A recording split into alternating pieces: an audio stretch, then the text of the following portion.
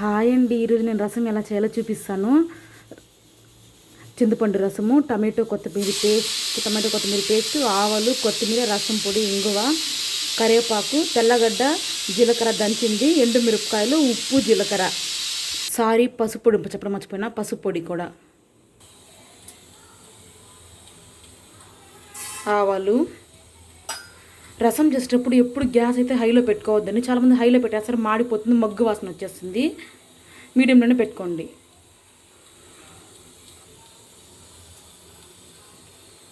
కరివేపాకు, పచ్చిమిరపకాయలు, ఎండుమిరపకాయలు,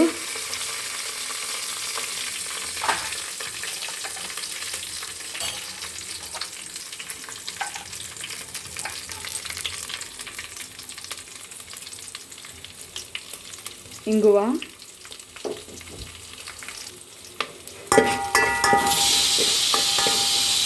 ఆవాలు ఉడికిన మాత్రమే తీసుకోవాలి, మిగతా సిమ్లోనే పెట్టుకోండి. ఆవాలు ఎక్కువ మాడినంటే రసం అయితే యూస్ అవ్వదు. మేము అప్పుడే చేసుకున్నాం కదా, జీలకర్ర, వెల్లుల్లి, అది లైట్గా పసుపు అనేది ఎప్పుడు నూనెలోనే వేసేయాలి, అప్పుడు దానికి మన కలర్ అనేది వస్తుంది.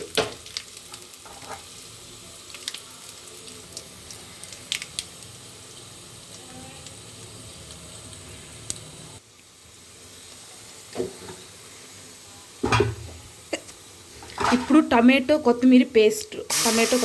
కొత్తిమీర అనేది మనం అలాగే వేసుకోవచ్చు, కాకపోతే అది ఒకసారి నలగదు కాబట్టి మనకు అది ఆ ఫ్లేవర్ రాదు, కాబట్టి లైట్గా అంత వేసినా అది ఆప్షనల్. టమాటో కట్ చేసి కూడా వేసుకోవచ్చు, కానీ కట్ చేసి వేసుకుంటే ఒకటి ఉడుకుతుంది, ఒకటి ఉడకదు, కొంచెం పచ్చి వాసన వస్తుంది కదా, అందుకే మిక్సీ చేసినాను. లేకపోతే మనం కట్ చేసి కూడా వేసుకోవచ్చు.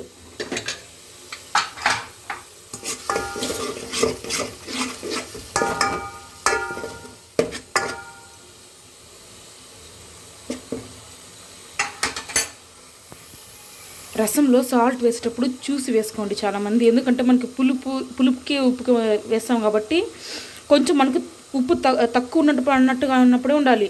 ఎక్కువ అనిపించిందంటే అది ఇంకా ఎక్కువైపోతుంది.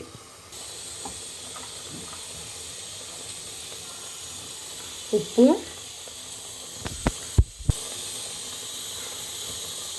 నేను ఆల్రెడీ చింతపండు నానబెట్టినప్పుడు ఉప్పు వేసినాను, ఎందుకంటే అప్పుడు ఉప్పు బాగా పడుతుంది అనేసి. ఇది ఒక చిన్న టిప్ అండి. మనం రసం పెట్టేటప్పుడు చింతపండు ఏదైనా చేపలకు యూజ్ చేసేటప్పుడు చింతపండులోనే మనం ఉప్పు వేసినామంటే మనకు అప్పుడు కొంచెం తెలుస్తుంది అన్నమాట క్లారిటీగా.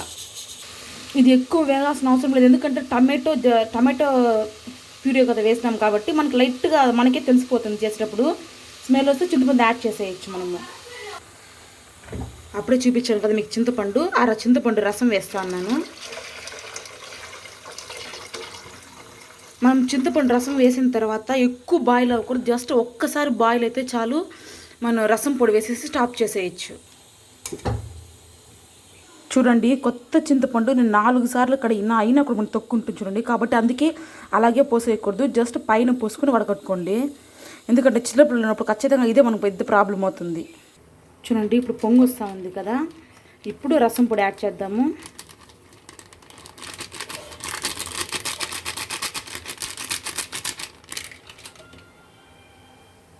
రసం పొడి, కొత్తిమీర, అంతే. ఇప్పుడు ఆఫ్ చేసేదండి, ఇంకైతే ఆన్ చేయొద్దు.